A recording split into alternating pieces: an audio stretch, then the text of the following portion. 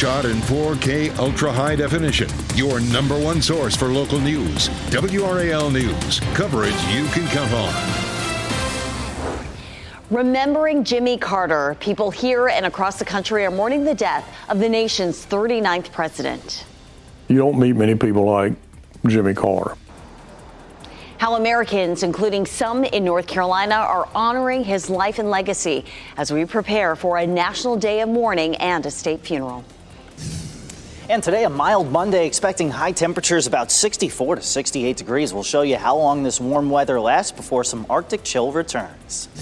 And honoring a child, how the family of a boy killed in a drive-by shooting will celebrate him today on what would have been his 8th birthday. Thank you so much for starting your Monday off with us. I'm Ken Smith. And I'm Renee Chu. A lot to catch you up on after the holiday week as we get into another holiday week.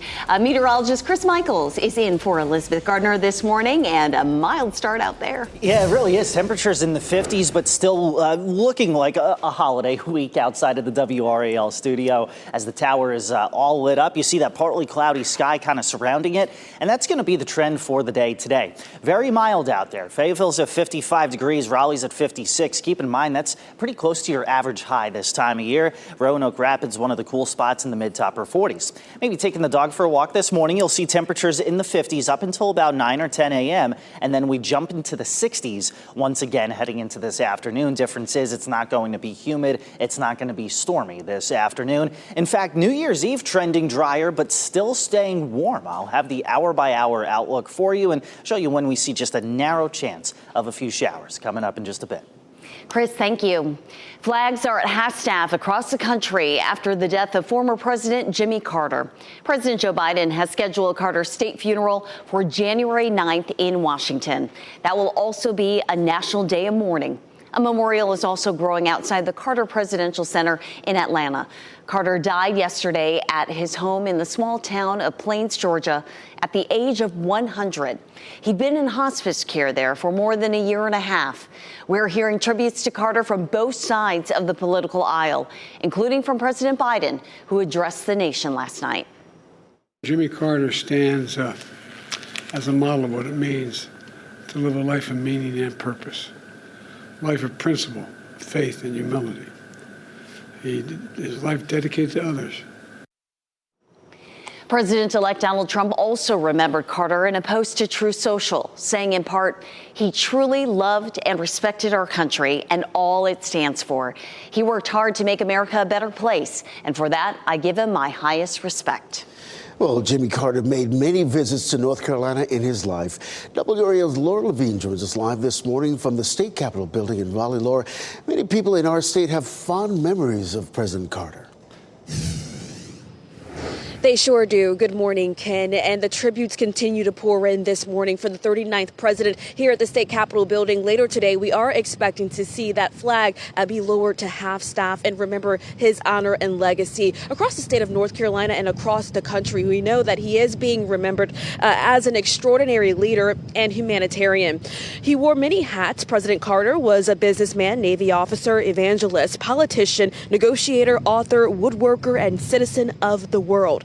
Carter played a pivotal role in bridging the gap between the aftermath of Watergate and the beginning of the Reagan era. Thad Woodard of Raleigh, now, he met Carter when he campaigned here in North Carolina, and he held a speech that really helped Carter win the state in this election. Just good, genuine, small, southern town human beings who cared about their community and about the people who made it up. And we are also hearing from the governor. Governor Roy Cooper posted on X last night with this statement saying, today we lost an icon who was the epitome of what it means to be a true public servant in and out of the office. As mentioned earlier, January 9th has been declared a day of mourning. President Biden issuing and asking for all flags to be lowered to half-staff 30 days beginning Sunday. Laura Levine, WRAL News, live in Raleigh. Longtime WRAL anchor David Crabtree interviewed Jimmy Carter several times. Crabtree first sat down with Carter when the former president came to our studios to talk about his book, A Remarkable Mother. He spoke lovingly about his mother and the causes she fought for so dearly. She devoted her life to condemning racial segregation in one of the most conservative areas of Georgia, South Georgia. And she was pretty much impervious to criticism. We caught up with David last night to talk about his experiences with the former president. Jimmy Carter wouldn't remember my name, but I remember his name, and I remember his kindness. And I think we are better off as a country because Jimmy Carter served as president. Former President Barack Obama released a statement remembering Carter. He says, in part, President Carter taught all of us what it means to live a life of grace, dignity, justice, and service. Michelle and I send our thoughts and prayers to the Carter family and everyone who loved and learned from this remarkable man. You can share your messages with the Carter family through an official online condolence book. The Carter family created it. The website includes President Carter's official biography, photos, and videos, along with suggestions for memorial gifts to honor his legacy. We have a link to the website on WRAL.com, or you can find it in the WRAL News app. Other news this morning, a woman accused of killing her daughter in Hardin County is expected in court today. Deputies were called to a home on Rainmaker Street near Linden on Saturday afternoon. When the officers arrived, they found 23-year-old Tiffany Crosby dead in a car in the driveway. The sheriff's office says Crosby and her mother, Victoria Crosby, got into a fight. They say Victoria Crosby shot and killed her daughter. She's facing a murder charge. Today, a balloon release will honor Zion Gibbs on what would have been his 8th birthday. Gibbs was killed in a drive-by shooting. Since then, his family has organized several charity events in his name. Today's balloon release is at 4 p.m. at Fayetteville's Lake Rim Park. The family requests attendees bring white balloons. Free cake will be given to all children at this event. We're working to learn more about a situation where Raleigh police say a girl attacked her own mother with a knife. The WRAL breaking news tracker was at the apartment complex on Daybrook Circle as police responded just after 11 yesterday morning. That's near the Carytown Boulevard exit off I-440. Police say the mother was cut on her chest. She was taken to a nearby hospital and is expected to recover. The death toll from the Jeju airplane crash in South Korea is now at 179. Authorities confirmed out of the 175 passengers and 6 crew members on board, only 2 people survived. While it's too early to know the exact cause of the crash, it's believed that a bird strike led to the plane going down. DNA samples are being collected from families to help identify victims. South Korea's acting president declared 7 days of mourning and asked the public to visit the memorial altars and offer their condolences to the grieving families. 2 people in Mississippi are dead after a large tornado this morning storm system moved through. You can see the damage from the storm left behind yesterday. Downed trees took out power lines while winds and other debris damaged homes. At its peak, about 45,000 customers in southern Mississippi were without power. In Texas, 1 person is dead as a result of that storm. At least 4 others were injured. The National Weather Service confirming a tornado touchdown south of Houston. Officials say at least 10 homes were damaged. Survey teams are out assessing the exact location and number of possible tornadoes. Right now, we are monitoring flight delays and cancellations at RDU this morning. We just checked for you, and we're seeing 9 flights delayed out at the airport. Yesterday, severe weather caused more than 700 delays and cancellations at Charlotte Douglas International Airport. Heavy rain, gusty winds, and isolated tornadoes hit the area. Thousands of power outages were reported with downed trees and power lines due to the winds. Some flights were delayed for 2 to 3 hours. AAA projects highways will be busy again today as people make their way home from the holidays. The agency says you should expect heavy traffic between 5 and 7 this evening.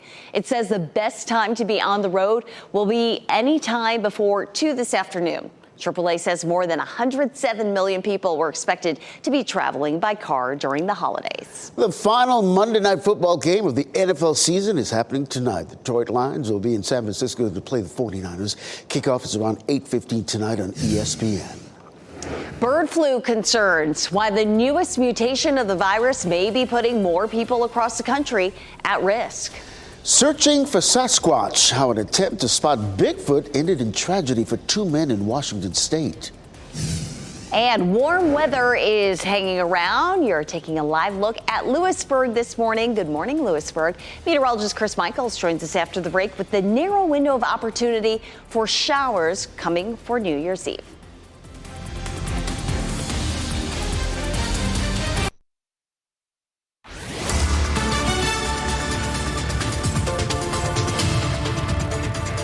.43 on a Monday morning. That sunset last night was something else. Thanks to Kemp Edwards out of Nash County for getting that great shot, sending it to us through WRAL Weather Watchers. A number of other great photos sent to me on Facebook just yesterday. Currently very mild, still looking festive there in downtown Apex. Current temperature at 56. Dew point is 53, which is actually kind of high for this time of year. It'll come down a little bit and things will start to feel more comfortable as we go throughout the rest of the day. Today's a great day to get outside, whether it's from start to finish, but look at the afternoon. High temperatures making it into the middle 60s. And then tomorrow, New Year's Eve, got the chance for a few stray showers between 4 and 8 p.m. tomorrow. I'll show you the latest with Futurecast coming up in just a little bit. Humans may be more at risk of being infected by the newest mutation of the bird flu of H5N1. That's according to federal health officials. Studies of the patient in Louisiana who contracted the disease show the new version of the virus is binding to receptors in the upper airway. More than 60 human cases have been reported in the U.S. 38 have been in California. All but one were infected by dairy cows or poultry. The source of one case is unknown. At this point, there's no evidence of human or human spread. Human-to-human transmission is what is required for a pandemic. We don't have it yet. We have to watch, though. And of course, we have real concern about that. And that's why we need to track this and regulate this very closely. Epidemiology experts say we are better prepared for a bird flu outbreak than we were for COVID-19. Labs have been developing H5N1 vaccines since the 90s, and 400,000 vaccines are in the federal vaccine stockpile ready to be used. 2 men from Oregon died in the forest while searching for Sasquatch. They were in Skamania County, Washington, when someone contacted authorities on Christmas morning. The men were supposed to return home on Christmas Eve. The sheriff's office launched a search of about 60 volunteers to look for the Bigfoot hunters. After 3 days, their bodies were found. Authorities say it looks like they died from exposure to the weather conditions. Well, if you recently moved or gotten your latest tax bill, you know the prices of homes have soared the past couple of years. The hot real estate market was great for sellers, not so much for buyers, though. The lack of housing inventory was a long-lasting impact of the pandemic when workers were hard to come by and supply chains came to a halt. Now there's concern a campaign promise could cause history to repeat itself. The impact on the industry is going to potentially decrease supply. Well, tonight at 6, WRAL investigates the impact of a mass deportation of undocumented immigrants, how many live here and how many work in the construction industry. Also, why one realtor says people looking for a new home shouldn't panic buy just yet. And happening right now in the WRAL Live Center, some sad news out of Hollywood. Tony Award-winning actress Linda Lavin has died. She was 87 years old. She died yesterday in Los Angeles from complications of lung cancer. Lavin won a Tony for Best Actress in Broadway Bound in 1987. She also starred in the CBS sitcom Alice for almost a decade, and she was working as recently as this month promoting a new Netflix series and also filming a Hulu series. I remember the show Alice. It was a great show. The FDA has just approved the first drug to help with a major sleep disorder. Eli Lilly's Zepbound, known generically as tirzepatide, is now available for people who suffer from obstructive sleep apnea. Tirzepatide is also sold under the name Mounjaro and has also been used as a weight loss medication. Having excess weight is one of the main causes of sleep apnea. Well, you can ring in the new year with WRAL live from downtown Raleigh. Dan Haggerty and Ashley Rowe will bring you the fun and excitement from the state's largest New Year's Eve celebration. Music, crowds, fireworks will help bring 2024 to a close and welcome 2025. We'll have live coverage on Fox 50 and WRAL starting at 10 tomorrow night. It is 4:47, and it should be a mild feeling New Year's Eve. Meteorologist Chris Michaels in the WRAL Severe Weather Center. I'm liking these 60s that we're having for the highs. Yeah, not too bad, right? To wrap up the year with a little bit of mild weather. Even this morning is nice and mild in Wilson at the Whirligig Park. You see a whole lot of movement there, so not necessarily tracking any fog this morning. That breeze is going to help it to blow in some slightly drier air, but it's going to keep things nice and warm. Durham and Raleigh 66, Fayetteville 69, Roxborough at 64 degrees. These are your average high temperatures for mid to late March. As we head into the overnight, we'll cool a bit more. Temperatures first thing tomorrow morning, generally 39 to 44 degrees. Southern Pines and Durham at 42 first thing tomorrow morning. See more clouds moving in tomorrow. Here's midday, and we're mostly dry, but around 4 p.m. See a few stray showers, especially in our western counties, not nearly as wet as what we saw out there yesterday. We'll fast forward to about 8 p.m. and you'll notice any kind of these isolated showers are east of the area by then. So as we get closer to midnight tomorrow, it's a clear sky and things staying pretty mild for us. Here's the hour by hour for New Year's Eve. Look at that. We get up into the mid to upper 60s. There's that narrow chance for some showers. And then as we get closer to midnight, temperatures will be in the low to mid 50s.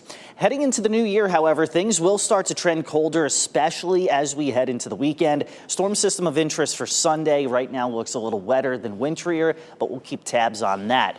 Beyond the weekend, though, much colder air likely to settle in. Highs in the 30s. Right now on WRAL.com, addressing some of the snow rumors floating around for January. Again, you can find that if you search Ask the Meteorologist on WRAL.com. In the meantime, very warm today and tomorrow. Then New Year's Day, it's kind of a reset for the weather, too. You see a high temperature in the mid to upper 50s. Beyond that, turning much colder. However, it'll absolutely feel like January heading into the upcoming weekend. All right, Griff, thanks. Well, New York is getting ready for its iconic New Year's Eve celebration. Our final test of the confetti makes sure it's ready for the ball to drop. And coming up at 6, more on the life and legacy of Jimmy Carter. Memorials and remembrances for the former president who died at the age of 100.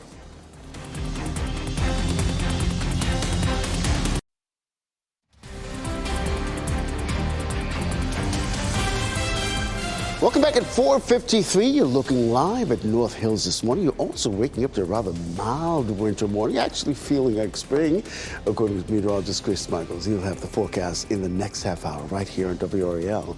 Well, Spider-Man returning with a new animated series, and the release of the next Batman film is delayed.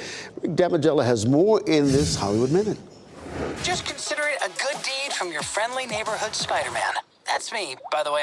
I'm Spider-Man. More Spider-Man adventures are swinging your way. The web-slinging hero takes on new adventures in the animated series Your Friendly Neighborhood Spider-Man. This is your first look at the show, which premieres January 29th on Disney+.